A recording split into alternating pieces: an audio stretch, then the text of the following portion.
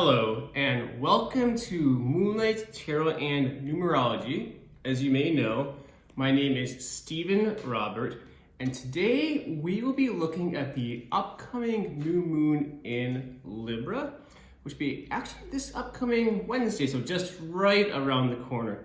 And of course, with that being said, I hope that everyone's week is off to a fantastic start, as of course mine happens to be too, as we have just entered into one of the greatest seasons of change, that being autumn.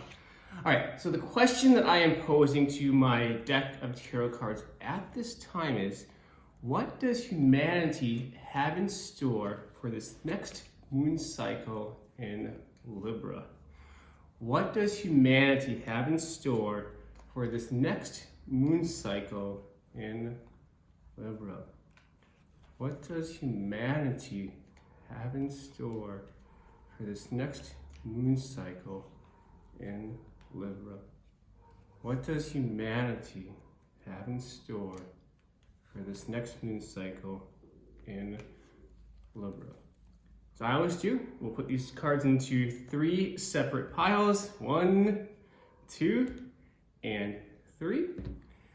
Last time we did this, I went with the cards in the middle. Today, I'm actually going to be going with this last one first for some reason. Just it's kind of drawing my attention. Pretty much, I'm going to put them in the reverse order that they were before. And we're going to start with the indicator card, that being the card on the bottom. And today, we're going to be having the 6 of Cups. So in this case, we might be seeing some kind of energy coming from childhood, maybe since kind of been recently in the past. It's a very good energy though.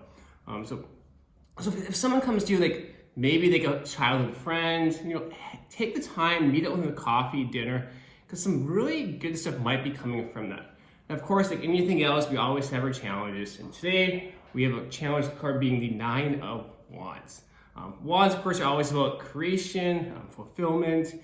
So in this kind of case though, when we look at it, of course, we have the man, which we can always use man or woman. He's looking out, saying more. It's a little bit of wounds from the past.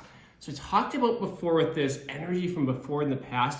There's still something kind of lingering there. So this might actually be like a sour relationship we've had before that we kind of want to put behind, but now how do we rebuild what's been happening with that? Next, of course, can be like a strength card. The thing is, as this subconscious card, in this case it's from Justice. So that's still a thing coming from the past is revisiting us. We can't quite put it away. It's really, really important now. Of course, this time I'm actually seeing it much more being a balance.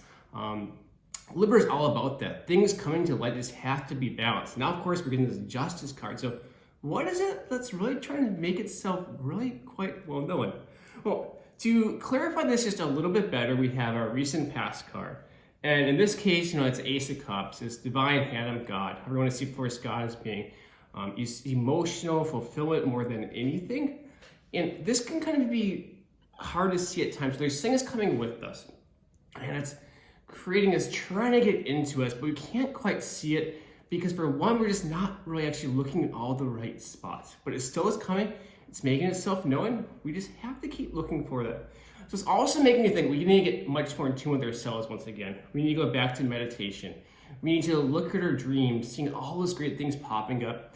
Maybe there's some really important information to pull from our dreams, maybe animals in there, certain people that might be popping up in there, certain numbers, of course, also at the same time. Of course, that's our recent past. When we get into now our higher conscious, of course, we're still being guided by this. That's why this issue of justice keeps popping up once again, because we had justice coming from below, and of course, we had like a different kind of justice coming from above. This, of course, is like with material worth in this kind of case. But it's begging the question, like, what are we judging correctly and maybe incorrectly? Because in this card, we can say, we had the right to judge, same way we've also been judged. You can choose to give, or of course also to not give. So this time that we're going into is actually going to be judging us more so than anything else.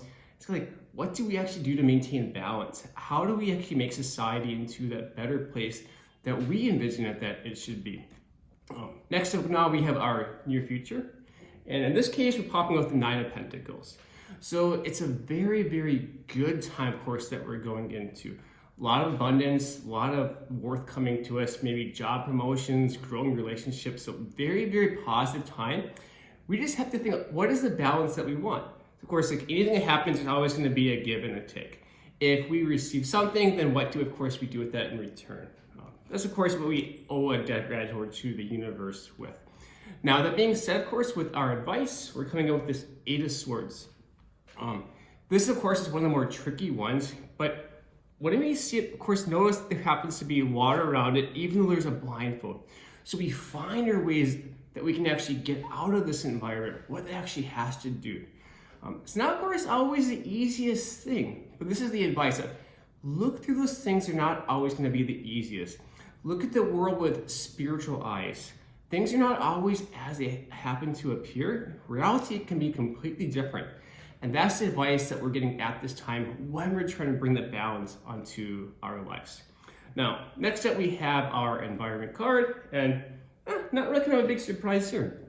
So when it's talking about judgment here and the balance, but there's a time we have to put the sword away. There's a time we have to end that argument. Right now, you might have probably noticed that the words that we use are becoming much more powerful than we're probably used to. So here we can see two individuals, they've already put down their swords. But this last man here is just, he just can't quite put it away. And that's the hard part. It's like also, when do we have to stop it is that we're doing? When do we have to look at the other things around us, how good they actually happen to be? Because when we don't look at that, there's a lot of great things that always happen to be missed out. So that's another card that's going to be very important. Next up now, of course, is going to be our hopes and fears. This is about creation once again. It's that young energy. We want to keep being creating. Now, this, of course, is also referring to a person. So with this being said now, because it is coming out as a hope card, a very positive card, I would once recommend going back to your dreams, looking to see what's popping up in them, what are the people, because just as we had that indicator card from before, it's that powerful past present that we really begin to analyze when we actually get into our dreams. So that's, of course, my advice with that, because there's the unseen. We don't know exactly what it is. Spiritual eyes, of course, what we talked about here, we have to put that together, because the more that we can do it, the more we actually find our past, find our destiny, find it is what we're actually supposed to be doing. And most importantly, we have to find that way of putting down the sword when it's most important to do so. Because if we can't do that, then we're actually not going to be able to see. We're always going to continue to be blind. Last, of course, now is going to be our final outcome. And in this case, it's coming back with Pentacles. You can think of this as a man or woman looking off into the future. But he or she is unable to let go of this clutch. He or she has plenty. They can look forward in a very positive way, but it's just hard to get rid of that clutching. So it kind of actually goes back with this card at the same time, you know, that environment part. What is it that we just still cannot fully get rid of? And what I'm seeing this as more than anything else is a difference between moving from the spiritual world into the physical world and actually back and forth. How do we go from being very spiritual at times to then being very physical? How do we make that creation possible? Or if we're so much into that physical part, then how do we actually bring more like a spiritual fulfillment? Because in many times, that's like the emotional part that I was talking about happens to instead be missing. And when I say that, I was referring to this part here. This, of course, is an indicator card. It's a very love type thing. So think about how do we come back to our own true selves? What we used to be like when we were 3, 4, 5, 6 years old, how we saw the world at that time. And that is what this moon cycle is really asking us to bring about at this time. What is the balance that is necessary to bring in our true selves, the ones, of course, that we hide from the world, that right now the world needs to see? How do we let go of so many, of course, of the bandages that we have in the past so we can actually look out and we can create the world that we want for our own selves?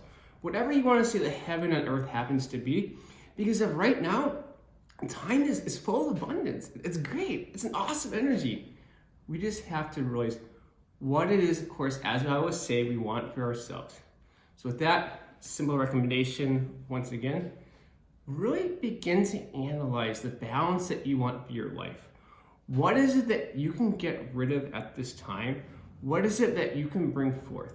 Because ultimately, the more that you can get rid of, the more that you can shed, the more room you make space for new ideas. And with that, we come to exactly what it is in our own destiny.